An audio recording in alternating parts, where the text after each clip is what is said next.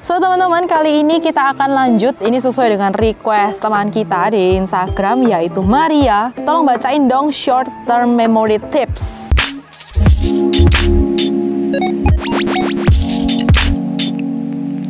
Nah, ini sebenarnya kalau di buku ini short term memory tips itu masuk ke dalam chapter 4, teman-teman. Tada! Chapter 4 ini sebenarnya ngomongin bagaimana sih trik-trik untuk mengembangkan sistem memori kita, sistem ingat kita ya, supaya nggak gampang lupaan ceritanya gitu. Nah, by the way, sebenarnya kalau ngomongin tentang apa ya, daya ingat otak manusia, bisa dibilang mungkin bisa dibagi jadi dua besar ya golongannya, yaitu short term memory dan long term memory. Memori jangka pendek dan memori jangka panjang. Nah, sebenarnya kenapa sih Maria pengen banget untuk bahas short term? Ya karena ini mungkin relate ya dengan kehidupan kita sehari-hari. Ini paling banyak kayaknya dipakai di kehidupan kita juga, entah itu di kerjaan, entah itu di rumah, entah itu dimanapun. Karena ini kan apa ya, mengandalkan sesuatu yang sifatnya spontan, mungkin harus dikerjakan bukan dalam jangka waktu yang panjang, tapi dalam jangka waktu yang pendek. Kalau udah selesai ya selesai gitu. Contohnya misal apa? Sesederhana gini deh, kalau semisal kita mau keluar nih dari rumah gitu ya, kemudian kita pamit sama mama gitu ya, mah aku mau pergi dulu dong gitu ya ke toko depan gitu misal gitu, mau beli apa? Iya aku butuh beli ini, mama titip dong gitu ya. Nah kalau mama titip itu kan berarti part of apa? Short term memory ya teman-teman. Kita harus ingat apa aja yang tadi dititipin sama mama, dan kemudian supaya setelah kita belanja dan itu udah dibelanjakan, akhirnya memori itu kan nggak perlu kita simpen terus kan gitu, karena ya udah dibelanjain, artinya kita nggak perlu keep itu lagi. Nah itulah pentingnya short term memory. Nah sebenarnya kalau ya fungsi pencatatan gitu ya, ketika kita juga menerima instruksi katakanlah di tempat kerja gitu ya, dari atasan, leader, titipan, catatan dan seterusnya, kita bisa sih mengandalkan catatan gitu ya supaya nggak lupa, atau mungkin itu bisa dilihat lagi sewaktu-waktu. Tapi kan kondisinya nggak setiap waktu, nggak setiap detik yang namanya catatan, notes, alat tulis itu kan deket sama kita. Mungkin gadget juga, mungkin pas lagi nggak bawa atau dan seterusnya, tapi yang bersangkutan perlu menyampaikan kepada kita informasi itu cepat gitu. Karena misal beliau itu lagi terburu-buru kemudian titip pesan gitu ya ke kita. Nah itu kan mengandalkan short term memory kita ya. Nggak bisa tunggu, aku cari ini dulu gitu, terlalu lama. Yang bersangkutan harus cepat-cepat harus bergeser gitu. Short term memory jadi hal yang menarik banget. Dan ini sebenarnya kalau di buku ini penulis juga memberikan satu ulasan singkat gitu ya mengenai short term, di mana sebenarnya di awal tahun 1950-an para ilmuwan itu awalnya nganggepnya sistem daya ingat manusia yang jangka pendek ini mekanismenya hanya satu jalur nih. Pokoknya ya udah, informasi apa yang datang kemudian itu akan diserap otak, selesai gitu, kayak di filing gitu. Tapi ternyata semakin kesini semakin berkembangnya informasi dan juga wawasan dan ilmu gitu ya, keilmuannya. Para ilmuwan juga menemukan ternyata otak manusia juga punya beberapa cara, punya beberapa pola, pattern yang menarik. Bisa kita, kalau kita kenalin, kita jadi bisa mengutilisasi itu ya untuk membantu daya ingat kita untuk yang jangka pendek ini. Kalau di sini penulisnya Robert Allen itu juga sharing dulu ya sebelum ngomongin bagaimana short term memory itu di otak kita itu bekerja. Sebenarnya tipe-tipe apa sih gitu ya? Tipe-tipe informasi yang seperti apa yang ditangkap oleh short term memory kita? Ternyata itu ada dua hal teman-teman. Yang pertama adalah tipe trivia.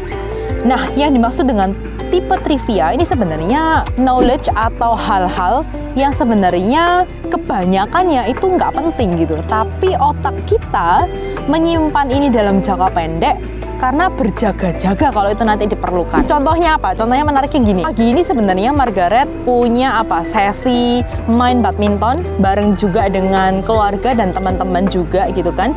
Dan kalau ditanya warna raket gitu ya, warna raket. Oke, warna raket yang Margaret tadi pakai itu yang biru hitam. Lalu kemudian adik Margaret yang cowok itu merah hitam. Kemudian adik Margaret yang cewek gitu ya, temennya itu pakainya gold. Nah, sebenarnya tidak dengan sengaja waktu bermain itu sengaja ngingetin warnanya ya, tapi ya begitu aja karena matanya Margaret memotret melihat hal itu, tapi tidak diintensikan dengan sengaja untuk menghafal itu, tapi otak udah nyimpen itu tanpa sadar ya. Dan ketika sore-sore begini ditanyakan tadi warna raketnya apa, Margaret bisa recall itu gitu.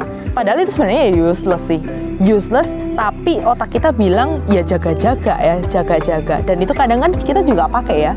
Kalau misal, iya ya tadi aku taruh barang ini di mana ya? Tadi setelah aku dari situ kan aku ke sini. Mungkin ada di sana. Nah, itu kan juga akhirnya fungsi otak kita yang membantu kita untuk mengingat dalam jangka pendek. Nah, tipe informasi yang kedua adalah tipe specific task information. Jadi ini adalah sebenarnya informasi-informasi yang kalau sekali udah dilakuin, udah komplit gitu ya dilakuin, ya sudah, informasi ini nggak relevan lagi. Contohnya kayak tadi, dititipin belanjaan sama mama. Oke, aku ingat setelah aku belanja selesai udah dibeliin, ya itu nggak relevan lagi untuk ditampung ya, specific task information. Atau juga mungkin ketika kita lagi cari alamat gitu ya, tanya ke orang, Pak, untuk bisa nemuin lokasi ini gitu ya, rumah nomor 12A itu di mana sih misal gitu ya.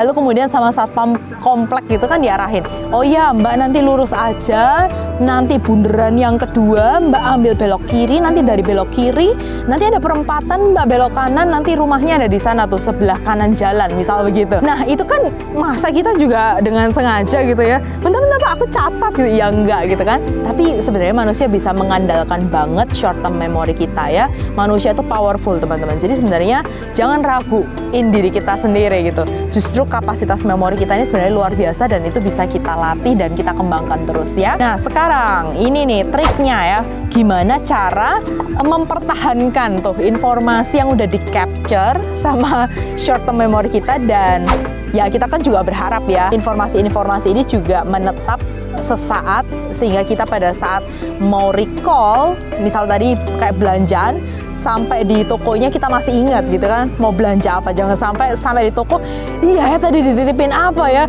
terus kemudian jadi harus pulang rumah lagi, nanyain lagi gitu ya, konfirmasi, dan akhirnya bolak-balik gitu belanjanya. Nah ini ada tipsnya teman-teman. Ternyata penulis itu menemukan tiga cara atau tiga mekanisme bagaimana otak kita itu menyimpan informasi itu dalam jangka waktu pendek. Yang pertama adalah phonological loop. Nah, ini sebenarnya mekanisme otak kita untuk memproses kata dan sound. Sound itu bunyi ya, kata dan bunyi. Phonological loop. Misal contohnya kayak tadi dititipin nih gitu ya, belanja gitu.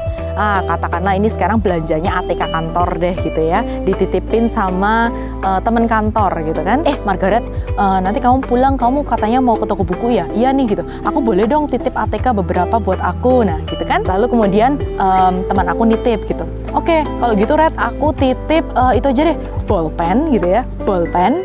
Lalu kemudian titip juga sticky notes, dan kemudian sama ini nih, buku jurnal. Nah itu teman-teman, itu sebenarnya cara yang bisa kita upayakan juga, baik di sisi penerima informasi maupun yang memberikan informasi ya. Jadi kalau kita nitipin ke seseorang, kita juga bisa mainkan itu teman-teman. Nggak cuman kata-kata, tapi ditambah dengan bunyi-bunyian, artinya ada nada intonasi yang digunakan, sehingga itu lebih gampang untuk ditandai di otak si penerima informasi. Kayak tadi ya, tipnya ballpoint, sama kemudian sticky notes misal gitu ya, lalu kemudian sama buku jurnal. Nah itu phonological loop. Ada juga yang kedua, mekanismenya disebut dengan visuospatial sketchpad. Ini sebenarnya untuk apa? Mekanisme otak menangkap bentuknya adalah gambar, image ya, tanpa kata, tanpa bunyi. Jadi misal, oke, kalau gitu aku titip 3 item ini ya, 3 item ini untuk kamu beliin gitu. Seret. Nah, otomatis si penerima informasi akan lihat kan, titipannya ini, dan ini gitu. Nah, ini yang akan disimpan di memori jangka pendeknya si penerima informasi, sehingga waktu udah sampai di toko buku, tinggal recall gambar ini aja. Lalu yang ketiga, mekanisme otak kita adalah central eksekutif nyebutnya. Dan ini sebenarnya adalah kombinasi dari kata, dari bunyi, dan juga dari image atau gambar, menjadi satu pemikiran utuh. Jadi contohnya kayak tadi ya, titipannya kita juga sambil menunjukkan itemnya. Nah, Jadi Margaret, nanti kalau kamu udah sampai di toko buku, aku titip ya. Aku titip bolpen, kemudian aku juga titip sticky notes, lalu sekaligus juga buku jurnal. Nah, itu tuh kombinasi dari ketiganya. Dan itu teman-teman 3 mekanisme dari otak kita untuk memproses informasi untuk jangka pendek ya. Tapi sebenarnya di antara 3 ini, karena ya maklum lah ya, buku ini sebenarnya ditulis di sekitar tahun 2011 dan sekarang itu 2022 ya, udah 10 tahunan gitu. Aku yakin juga pasti mekanisme-mekanisme ini terus berkembang dan jadi kepo juga sih setelah baca ini, kayaknya asik juga dicari gitu ya, ada mekanisme apa lagi ini selain 3 ini. Karena sebenarnya kalau merefleksikan sendiri perjalanannya Margaret, kalau ngomongin short term, karena Margaret ini juga tipe yang gampang lupa gitu ya. Jadi kalau untuk masalah short term, seringkali Margaret itu nggak bisa tuh cuman ngandalin phonological tadi itu yang loop itu ya, cuman suara itu nggak bisa. Gambar, yes, ini lebih works buat Margaret. Tapi juga ternyata kalau melibatkan kinestetik atau ada sequence of event, itu ternyata lebih nempel buat Margaret. Contohnya apa? Contohnya begini. Jadi kalau dititipin 3 item ini gitu ya, Margaret titip ini ya, titip bolpen, titip sticky note sama buku jurnal. Nah, Margaret akan bikin satu story di otaknya Margaret. Oh, oke. Saya tuh akan ngebayangin ada buku jurnal yang dibuka gitu kan. Terus kemudian Margaret ada ini dalam bayangan ya, ada nempel sticky note di sini. Kemudian Margaret akan menuliskan sesuatu di sticky notes ini dengan sebuah bolpen. Nah, jadi rangkaian of event, rangkaian dari kejadian inilah yang Margaret rekam di short term. Jadi ketika kalau semisal sampai di toko buku dan ada item yang lupa, yang Margaret putar itu adalah filmnya. Film apa ya? Itu tadi, membuka jurnal, menempel sticky notes, kemudian menulis dengan bolpen. Nah, dari situ Margaret jadi tahu item-item apa yang belum, yang ketinggalan.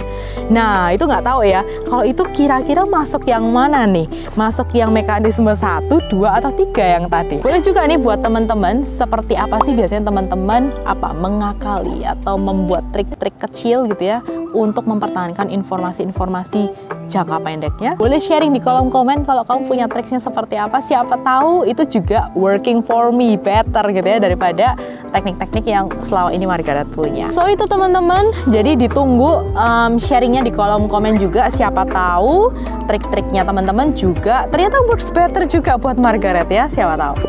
So ditunggu teman-teman sharingnya, dan kita akan kembali lagi di video-video selanjutnya.